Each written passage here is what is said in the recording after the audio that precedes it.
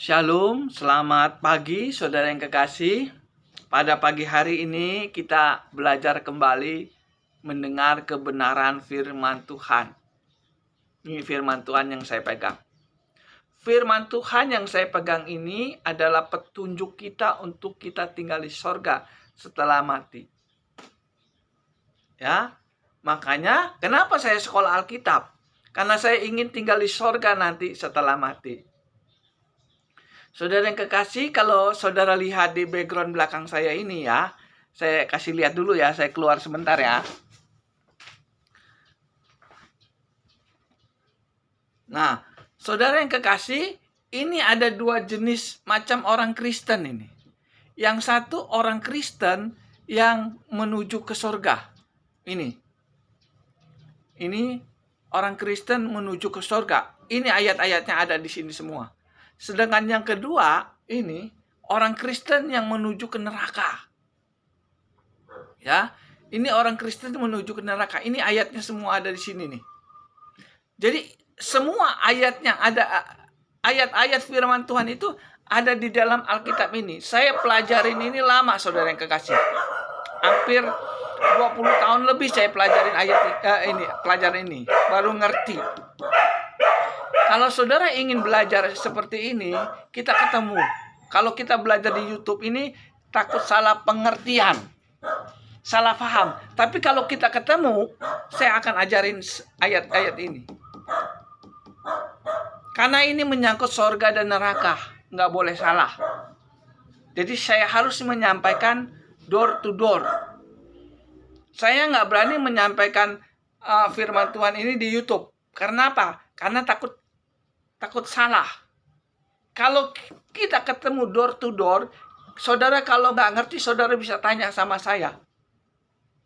Ya, saudara bisa dari dunia ke surga. Tapi pagi ini saya tidak menerangkan ini. Karena apa? Karena ini sangat apa? Kalau salah neranginnya itu bahaya, saudara yang kekasih. Jadi kalau saudara ingin mempelajari firman Tuhan yang di belakang ini, saudara bisa ketemu saya. Ini penting nggak? Penting. Karena ini tentang sorga dan neraka. Saya ingin jelaskan ringkasnya aja. Ini adalah jalannya orang Kristen menuju ke sorga. Sedangkan yang di bawah ini, jalannya orang Kristen menuju ke neraka. Nah, banyak orang Kristen nggak tahu masalah ini. Mereka sangka kalau jadi orang Kristen pasti masuk sorga. Tidak. Ya, kalau saudara ingin belajar apa yang ada di background ini, saya klik ya, bentar ya. Background ini, saudara bisa ketemu saya door to door. Jadi kalau saudara nggak ngerti, saudara bisa tanya saya. Supaya jangan salah. Ini sangat penting, saudara yang kekasih. Karena ini soal sorga dan neraka. Bukan soal uang. Bukan soal jabatan. Bukan soal gengsi, bukan. Ini soal sorga dan neraka. Tapi nggak boleh salah. Makanya kalau saudara ingin tahu masalah yang saya ini, saudara bisa ketemu sama saya, kontak saya. Ini sangat penting nggak? Sangat penting. Mungkin omongan saya ini waktu kita masih hidup, pelajaran ini waktu kita masih hidup, masih di dunia ini masih hidup, sepertinya pelajaran ini nggak penting. Apa yang diajarin David ini ya, waktu masih hidup. Tetapi nanti kalau kita sudah mati, maka ajaran ini sangat penting. Makanya sebelum kita meninggal, asal bisa saudara mengetahui ajaran ini. Saya pelajarin ajaran ini hampir 20 tahun lebih, baru ngerti. Makanya saya berani memberitakannya.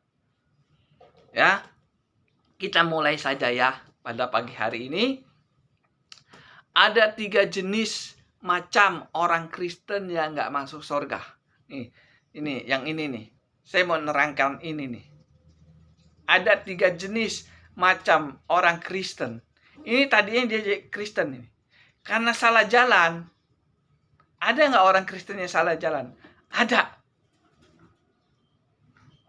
ada 3 jenis macam orang Kristen ini yang nggak bisa masuk surga setelah mati.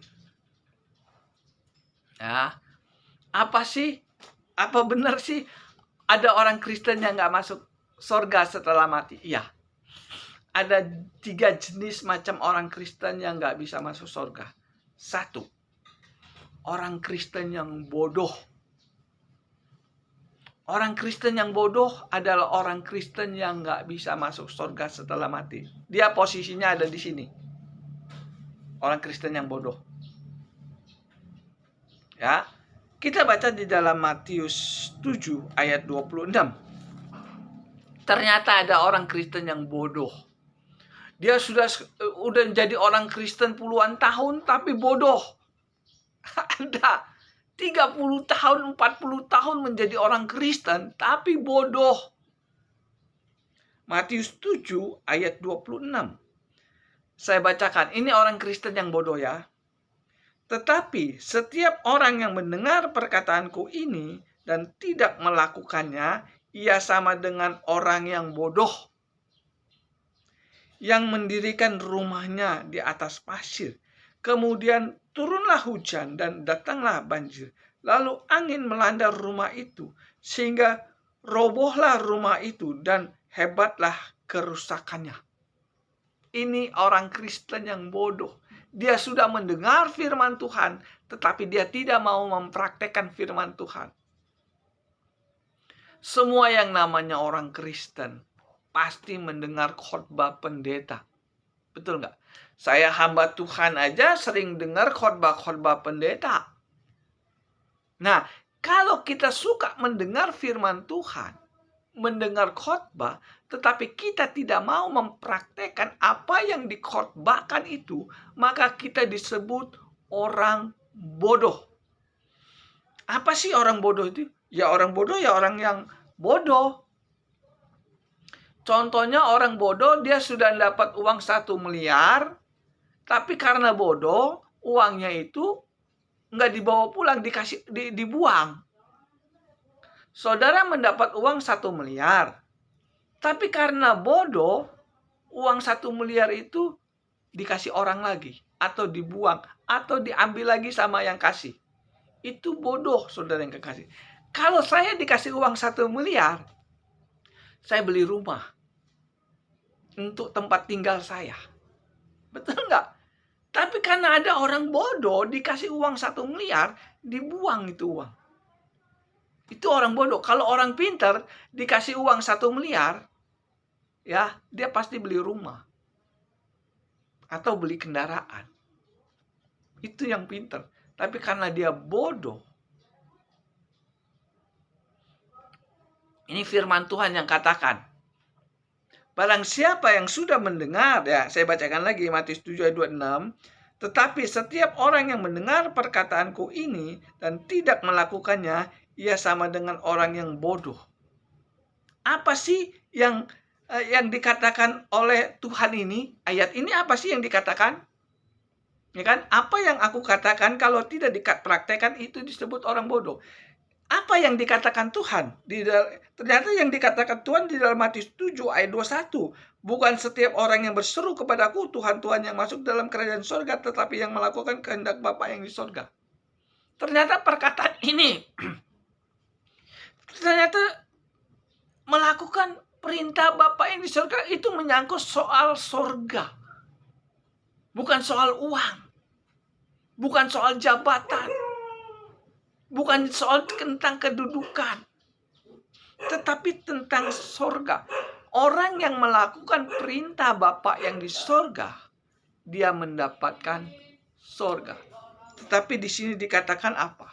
Barang siapa yang tidak mau mengikuti perintahnya, ia disebut bodoh.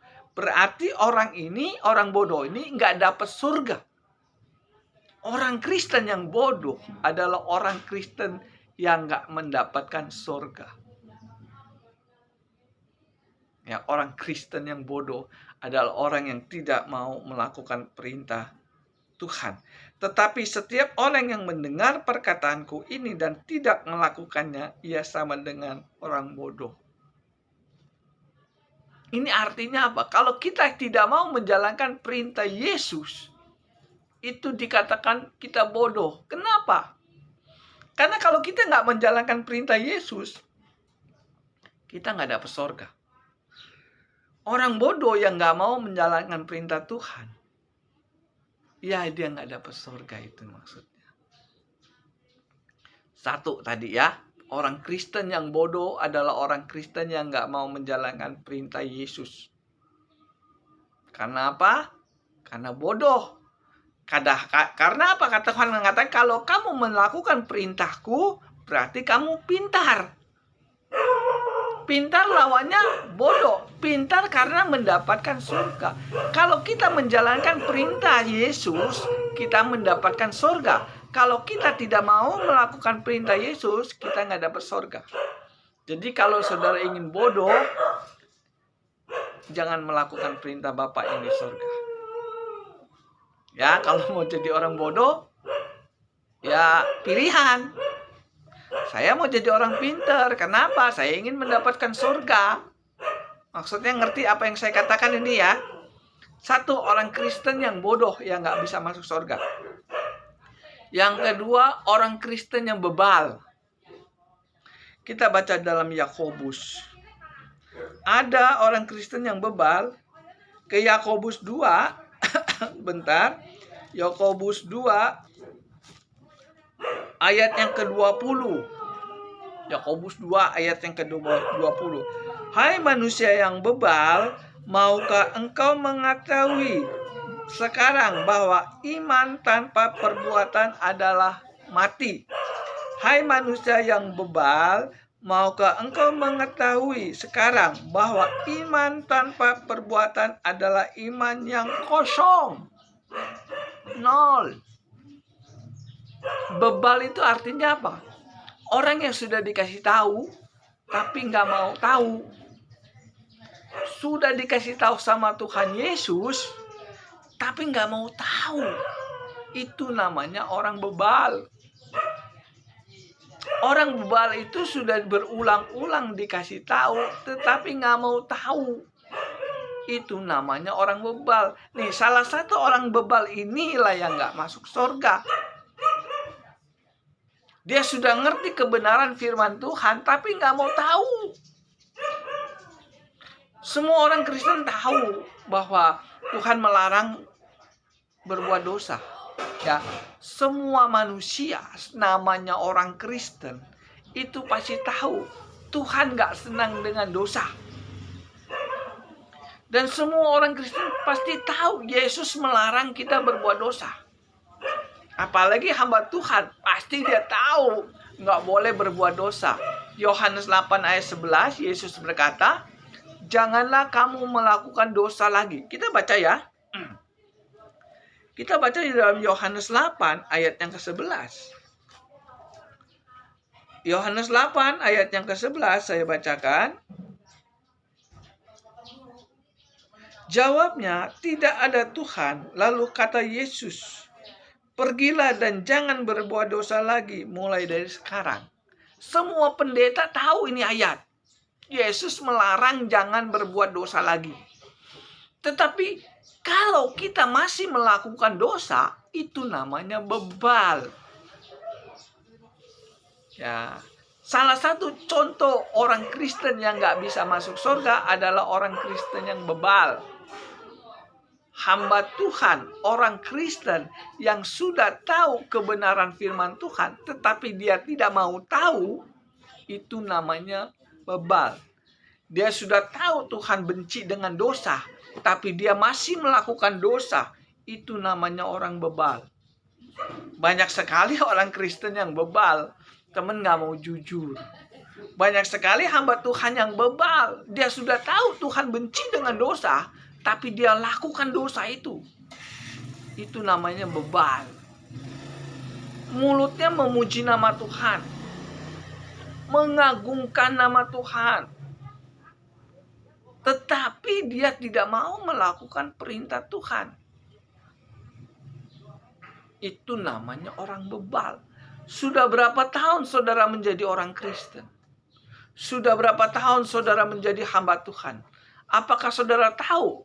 Apakah saudara tidak tahu bahwa Tuhan sangat benci dengan dosa? Iya kan? Berapa tahun saudara jadi orang Kristen? Berapa tahun saudara jadi hamba Tuhan? Saudara tahu nggak? Tuhan sangat benci dengan dosa. Kalau kita masih melakukan dosa, itu berarti kita bebal di mata Tuhan. Ini yang membuat orang Kristen gak bisa masuk surga. Karena bebal. Dia sudah tahu Tuhan Yesus benci dengan dosa, tapi dia melakukan dosa lagi. Itu namanya orang bebal. Orang bebal itu orang ngeyel. Dikasih tahu gak mau tahu. Padahal tujuan Tuhan itu baik. Supaya saudara masuk surga setelah mati. Tuhan perintahkan jangan berbuat dosa supaya saudara nanti kalau mati masuk surga. Itu tujuan Tuhan. Karena bebal. Dia sudah tahu Tuhan benci dengan dosa. Tapi dia masih melakukan dosa. Itu namanya bebal. Yakobus 2 ayat 20. Hai kamu orang bebal. Tidakkah kamu tahu iman tanpa perbuatan adalah iman yang kosong?